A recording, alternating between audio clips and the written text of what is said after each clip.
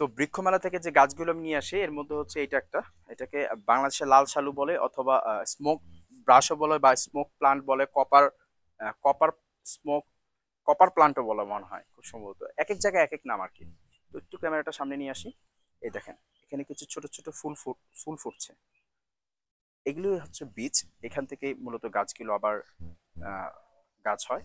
আর এখানে আসি, এটা আমার one of the most favourite আর ডিফারেন্ট লেগেছে যেটা আমার কাছে, এটা হচ্ছে, এটাকে বলা হচ্ছে ঝর্ণা ফুল গাছ অথবা রোশেলিয়া বলে। রোশেলিয়া আমাকে নার্সারির যে লোক উনি আমাকে রাসেলিয়া বলেছে, কিন্তু আমি পরে দেখলাম যে না, নামটা উচ্চারণটা প্রোনাউন্সিয়েশনটা হচ্ছে রোশেলিয়া।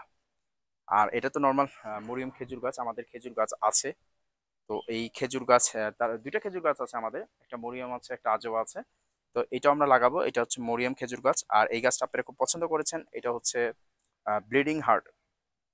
ব্লিডিং হার্টের ডিফারেন্টটা হচ্ছে, দেখাই ক্যামেরাটা, এই যে দেখেন, ব্লিডিং হার্টে প্রথমে এরকম সাদা কলি বের হবে, তারপর সেই সাদা কলির ভিতর থেকে ঠিক এরকম করে এই যে একটা লাল ফুল বের হবে এই কলির ভিতর থেকে।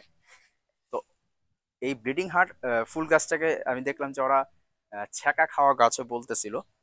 তো যাই হোক, আর এইটা হচ্ছে বোতল ব্রাশ গাছ। আপনারা গুগল সার্চ করে দেখতে পারেন, যে যেহেতু এটা তো ফুল নেই, গুগল সার্চ করে দেখতে পারেন যে বোতল ব্রাশ গাছের ফুলগুলো অনেকটা ওই যে লোমের মতো হয়, আহ, লাল কালার হয় লোম, এটার ফুল লাল হবে।